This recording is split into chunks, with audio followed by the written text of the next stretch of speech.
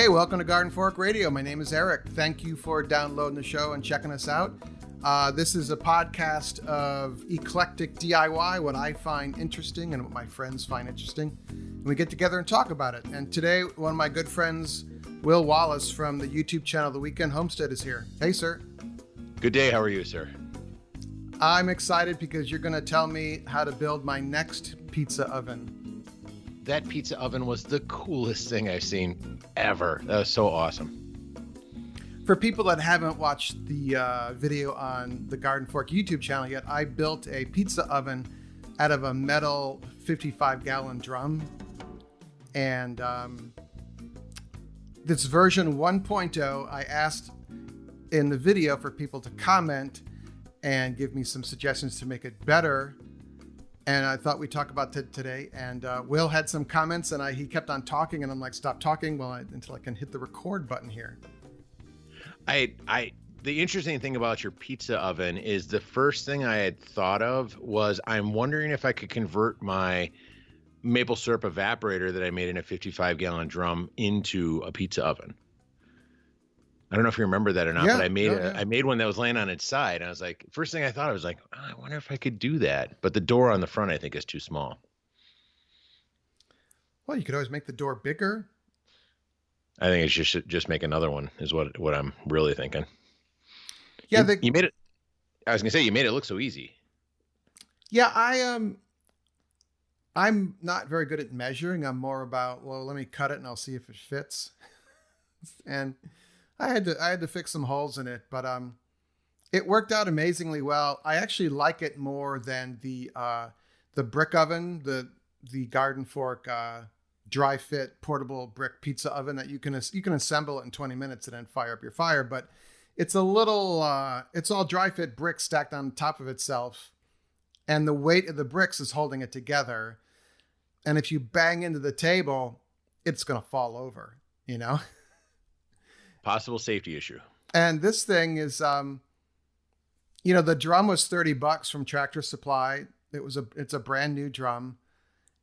And I just got some rebar, and I already had the clay brick. Not too many people were yelling at me about fire brick this time, so that was nice. And boom, you throw some wood in there. I was using pallet wood, and I found some pallets at the hardware store that were almost all made out of oak. I never thought it's so weird to find a pallet made out of hardwood oak. When they're shipping really heavy items, you'll see it a lot in industrial stuff. They'll make pallets out of oak. So whatever they were shipping was super heavy when they were moving it, and that's why it's made out of oak. Oh, wow.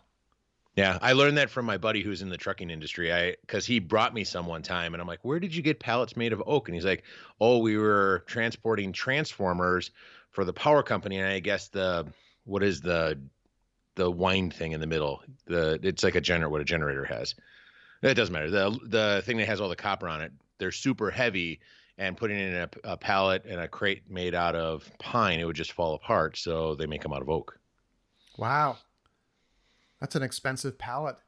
Yes, it is. Somebody was talking that, people make things out of pallets to go find oak pallets and then make a table out of, an oak version of it instead of a pine one. You get a much better table. Yeah, the big issue with pallets for me is getting the nails out, and they use those twist nails, and they are, if you were going to cut it with a wood saw, if you were going to cut it to make furniture, removing the nails is an issue there.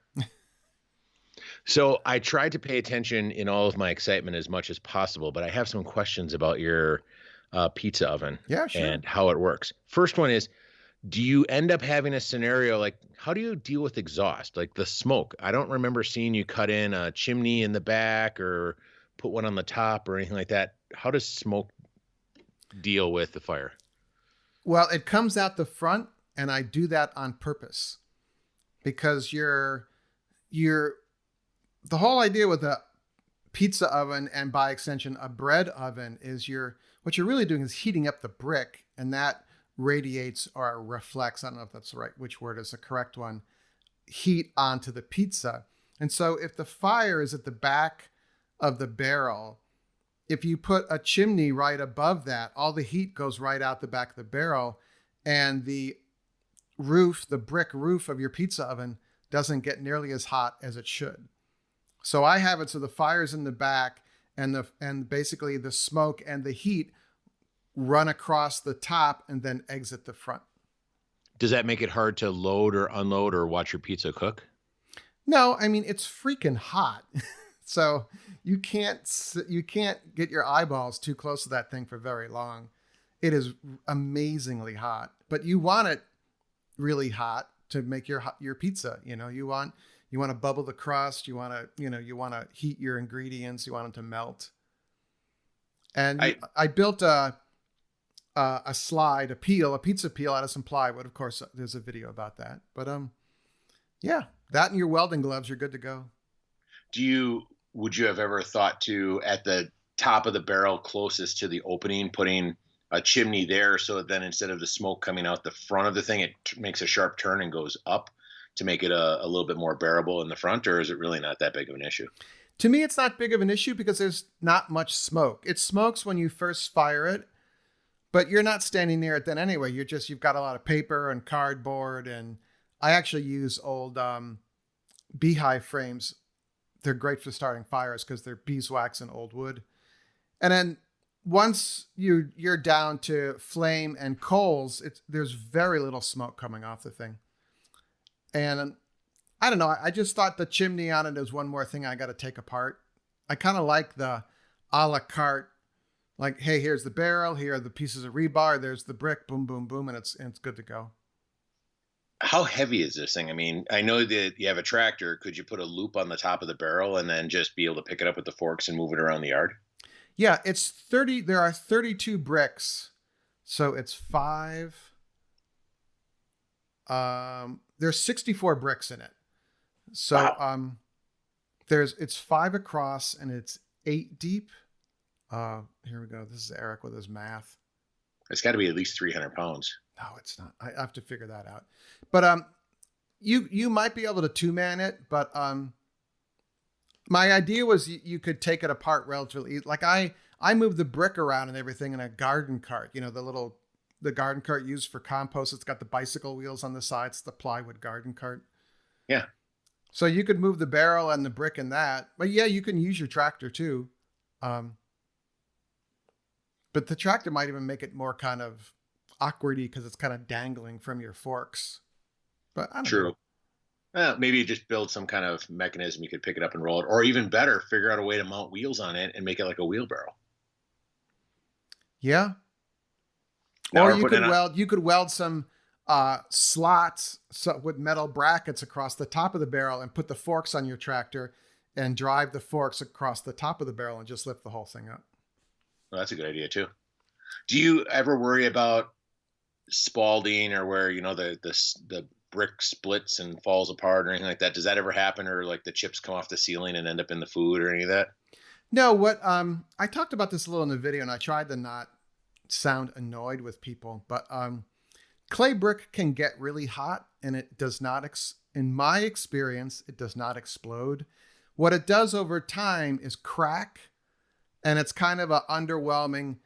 It cracks, but it stays in place. So, you've got 40 bricks or whatever on the floor of the thing.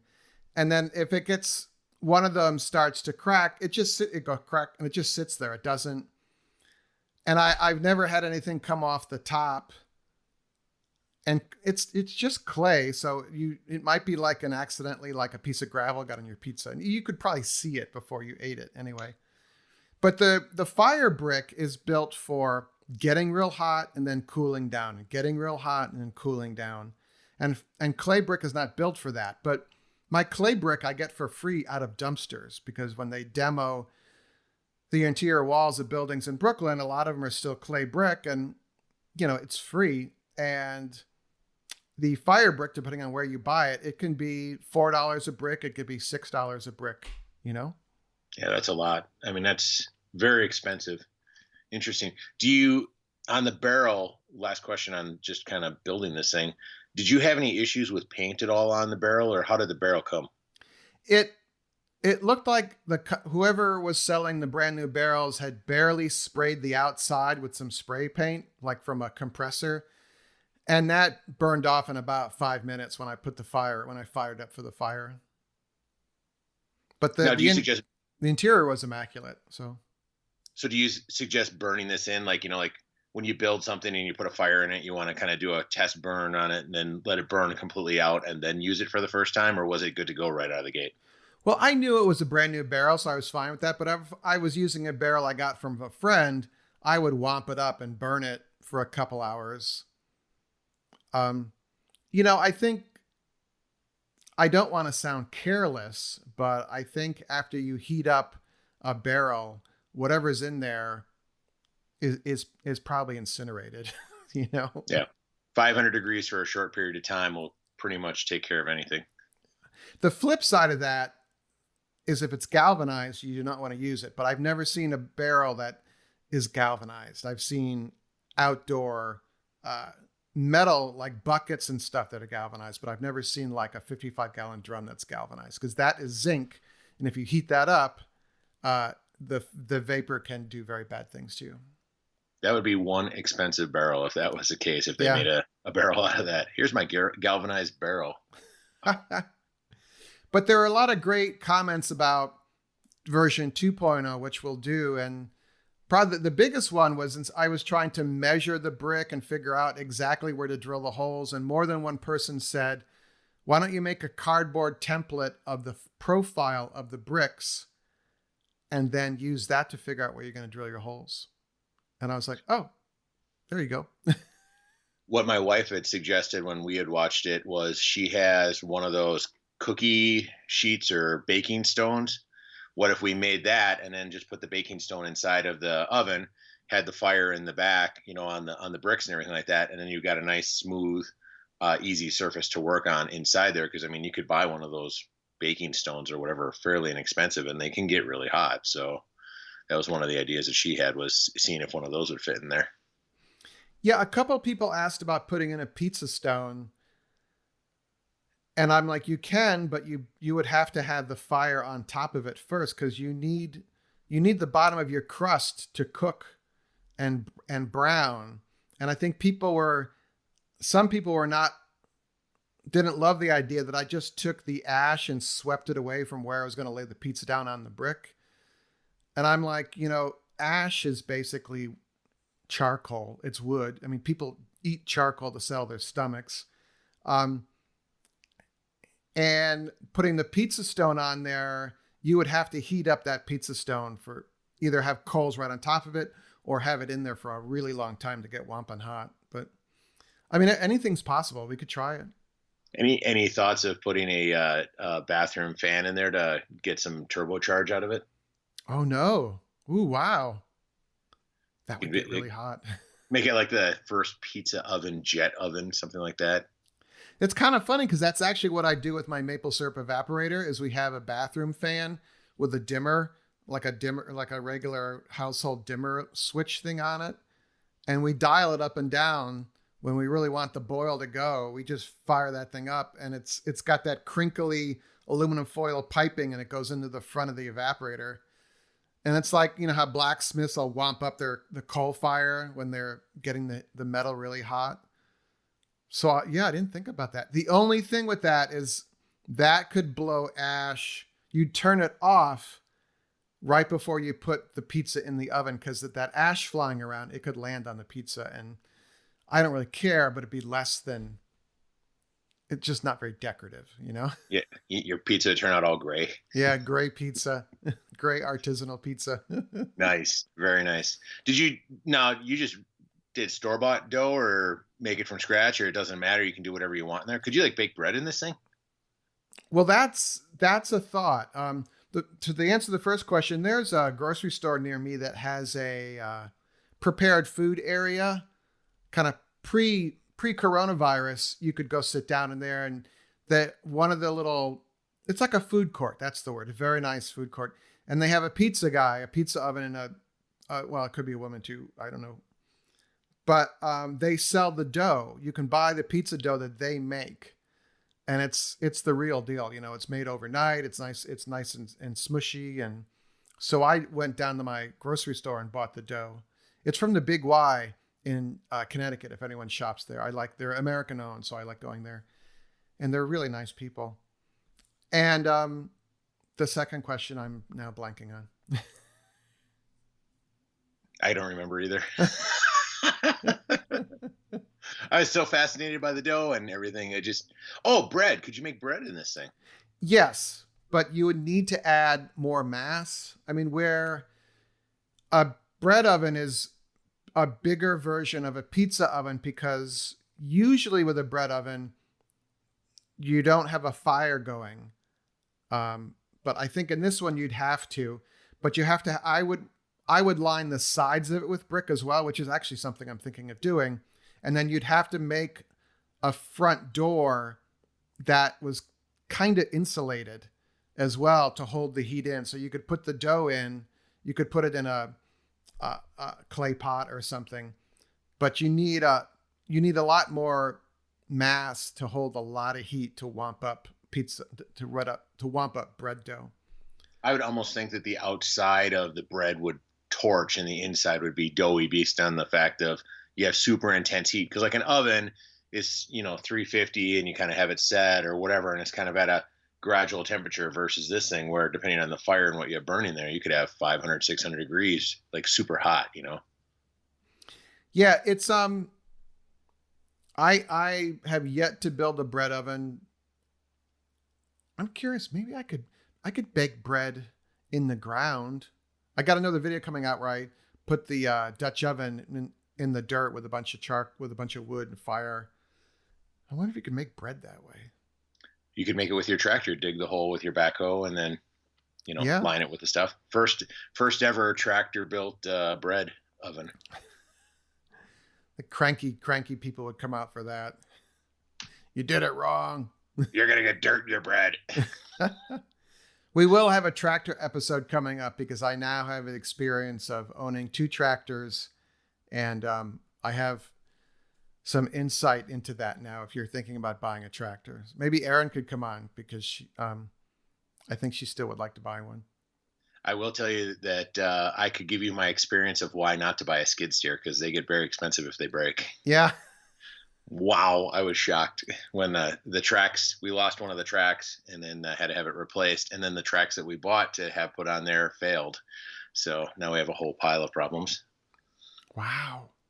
Yeah, don't worry, it's covered under warranty, so I'm fine with the second part of it, but the first part was pretty shocking. So, can you tell me how much a tread costs? I think in 30 days we spent $7,000 on the skid steer. Wow. The tracks, I think, were $35 because you got to replace both of them at the same time. And I think they were $3,300 for the pair of them. Wow. Yeah. I mean, they'll last for 8 or 10 years, but the version that we got had some type of issue. What's it called when a tire peels itself off in layers? Like you see a truck driving down the road and it doesn't blow the tire, it just peels it off. Delaminates. So the treads delaminated on the inside of it on the brand new one. We only had 15 hours on it. They came out and looked and they said, yeah, there was something wrong in the manufacturing when they made the set of them.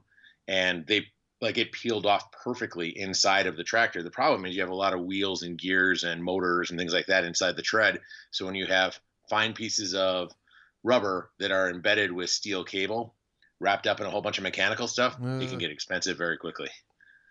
See, with clay brick and a metal drum, you don't have these problems. That's my next step. I think I'm gonna keep the maple syrup evaporator as it is, because I was trying to think of how I could convert the maple syrup one into that. I think I should just break down and build a new one. So I'm going to scroll through some of the comments here. And actually, Erin made a comment. For the top row, you could space out the bricks and then put a second layer on top to seal up the gaps. And that was a brilliant solution. My problem with the roof was I wanted the row of 5 bricks to be snug, to hit the corners of the barrel really nice, and then there wouldn't be any gaps. And the whole idea of 2 rows of brick up there with the upper row filling in for the gaps in the bottom one is pretty darn smart. What about just turning the barrel, 90 degrees upright and cutting a hole in the side for like a spot to slide the peel in with the pizza, put the fire on the bottom, have the brick suspended in the middle, and then the it just basically just cooks through all that heat coming up from the fire below. It's possible. There were also people talking about building the fire underneath the bottom row of bricks, and I'm like, I didn't think that would work because that's a lot of heating you're having to do. I don't think it would be even either, wouldn't it? Because I mean, it would sneak through the cracks and heat that faster than the actual radiating through the brick. Yeah. Wow. I'm just reading through some of the comments here. I'm sorry. Oh, and then later on, the impatient gardener, Aaron's like, well, now I'm hungry for pizza. We had pizza the other day based on the video that you had. It was very trendy, very cool. Made us want to do it. So we're going to do it this fall. There's a gentleman named Conrad that is very active on our YouTube channel. And he was wondering if an FLIR heat gun would help finding the sweet spot for the pizza to bake and not burn. Just a thought, be safe, and thanks for sharing. He's a good guy, Conrad. So yeah, I have a one of those laser temperature gizmos. You can buy them at Harbor Freight now for pretty cheap. And I didn't think to find the sweet spot because my problem is I had the pizza a little too close to the coals, and the one side of the crust burnt quite well because I was playing with the puppy and I burnt the edge of the pizza. The puppy is pretty darn cute, I would have to say. Yeah, Andy, she is a handful, let's just say. Oh, and then someone named M. Belcati, who has a regular pizza oven, says could try sand in the bottom of your barrel to retain more heat. Oh, that make it like a thermal mass. Yeah. Interesting. So you could put in sand, add a row of bricks, put in sand, add a row of bricks, put in sand, row of bricks, put in sand, row of bricks. Neat, huh? That is actually, that would really, because I mean, if you're going to make a bunch of them, instead of having a huge spike on the fire and then have it go down and then come back up again, I mean, instead of having to restoke the fire, once that thermal mass got going, you get a lot better cook. Yeah.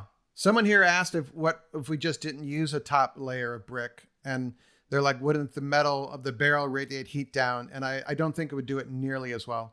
But I'm very intrigued by that idea of sand underneath the bottom layer. That way, when you put the dryer vent in there, that then it'll blow the sand and the ash on the pizza, so you get both. You get it gritty and dirty at the same time. You're cooking it wrong. Sorry. Maybe a few holes drilled in the back panel, the bottom of the barrel, would draw air in from the back, and then the heat would move across and then out the front. There's some really wacko comments here too. I'm not going to read those, but anyway. We'll skip over that stuff. A couple people didn't realize that Charlie Pup had passed, so they said some nice things about that. So, because I introduced Andy, and let's see. So, if you haven't watched this yet, if you go to youtube.com/gardenfork, click on the videos there, you could watch it, and I would love to hear from you. It's radio@gardenfork.tv if you have some ideas. But a lot of people asking about chimneys. Yeah, it's just kind of fun. It was, and then you, Rick, you were like, Will. I think as soon as you watched it, you started texting me. Well, it was one of those where I saw it and I'm like, oh, hey, how about this? Hey, what about that? The biggest one was about I thought it was the paint, like, because all the barrels that we ever get, the free ones are, they got paint and all sorts of stuff. And we use them for burn barrels or other projects to store stuff. And I never thought to cook in them because I was always afraid of what would be in it. But then when you said you could buy a clean one at one of the stores, I'm like, that's genius. I'd never even thought, I've always scavenged for them. I never thought to buy one. And when you said how much it was, I'm like, wow, that's pretty cheap. So. Yeah, they were $30 at Tractor Supply. And it was funny because I went to Tractor Supply to get, hydraulic fluid or something in the morning. And I avoid driving anywhere once we're up at the little house upstate. And I saw there were 4 barrels in front of the Tractor Supply. And I'm like, oh, I wonder, maybe I could do something with that, And then I drove home, and then I was like, I could make a pizza oven out of that. And I was like, okay, well, tomorrow I'll go and get one of those barrels. And I'm like, I should just go down right now and buy one of those barrels. So I drove back down, and there was only one left. And I was talking to the kid at the cashier, and he's like, yeah, as soon as we put those out there, they sell very quickly. So, and I don't think they stock them all the time, Do you think if you would do this again, that you would use your welder and weld something on it versus, I know the first option was to build something without a welder because not everybody has one, but I know that you have one. Any thoughts on anything you would weld or change on it that way? Well, that is actually probably version 3.0, but yeah, there's a YouTuber, really brilliant and creative person named Laura Kampf, Kampf, Kampf. And she's in Germany, and what part of my inspiration was from the Way Out West Blowing blog. They built a pizza oven out of a barrel, and then Laura built one out of what looks like a water heater or something. But she welded these right angles in there, so the bottom, she used fire brick, I think, would slide out, so it was much easier to put the pizza in and tend to the fire, and then you slide it back in to the barrel. So that might be in version 3.0. Nice. Any talking about things that have versions, I know you have Plywood Boat version 1 and 2. Any thoughts of a 3 or a 4 at all on Plywood Boat? Yes, I talked about it. I was on the Root Simple podcast, and I've been a little well, let's just say the pandemic has really kind of knocked me sideways. So trying to get Eric's gears rolling is sometimes difficult, just to put it nicely. So the barrel was pretty inspirational, and I have a couple other videos that I need to edit and post. And then, I have the plywood is lying on my garage floor right now, and I park my car on top of it to keep it from warping. So should we do a call to action then for all the Garden Fork listeners to email you and give you suggestions for Plywood Boat version 3.0? Yeah, just bug the heck out of me. Where's the boat, dude? Yep. radio@gardenfork.tv. Just send him in. He loves getting emails. Or if you email Will, I'm sorry, he'll just hand out my cell phone number, Yeah, whatever. Just give Eric a call, like on a Tuesday at 9 p.m. at night for some random reason. Do your friends text you at like 11 o'clock at night or midnight or something like that? I get texts, and they're unrelenting all the time. Morning, noon, night, anytime, anything. The problem is that my phone number is on all of the literature for the resort. So if somebody's got a water heater that's malfunctioning in cabin number 2 at 3 a.m, I get a text. Or if there's a bear digging in the dumpster at 4 a.m. or 2 p.m, like yesterday, I'll get a text. So it's my texting is constant. My wife was actually like, is there any way we can mute that? So I've been using the do not disturb thing. And then if they message a couple times, then I know it's urgent. So if you do text me at 2 a.m, make sure you text me 3 times, because that's the only way it'll go through. Yeah. Yeah, I have friends that just are like 11 o'clock at night. They're like, hey, what's up? And I'm like, hey, I'm asleep. Usually I wind it down about 1 a.m. or so, somewhere around there, and then I pick it back up at around 6. So there's usually a small window of time. But if it's urgent, people will get a hold of me. And we've had some true emergencies. There was 2 cubs and a sow. The sow climbed into the dumpster and was taking bags of garbage and throwing it out of the dumpster, and then the cubs were just ravaging through them on the ground. And normally we have the dumpsters locked and covered at the property, but it was in the middle of the afternoon at like 3 p.m. that this was happening, when we don't have it locked. So it was kind of actually pretty surprising that 100 yards away at the playground, kids are playing and there's a bear digging in the dumpster. Yeah,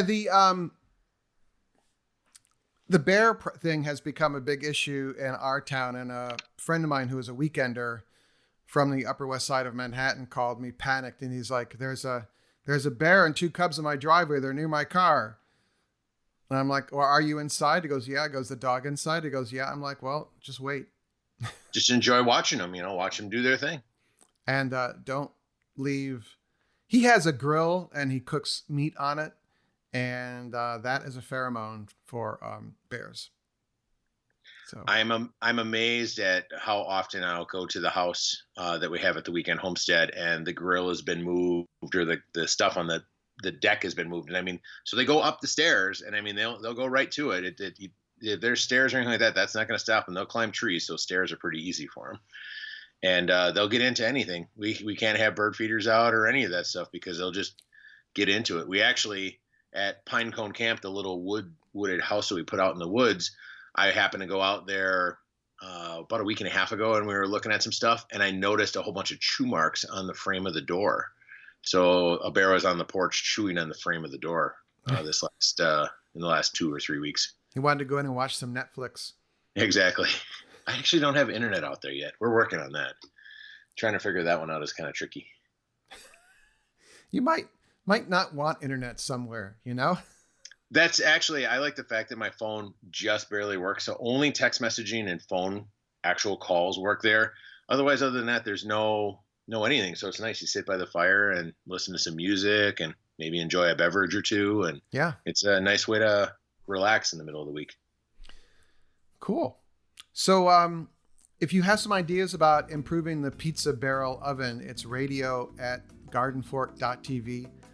Will and I are going to stay on here and do the after show for the Garden Fork patrons. And we're going to talk about the recent storm up at my house that knocked out power and my thoughts on not having internet and how nice that is. So, but anyway, if you're interested in becoming a patron of Garden Fork, there's information in the text that comes along with the podcast. Just click on that or go to patreon.com/gardenfork. But thanks for listening.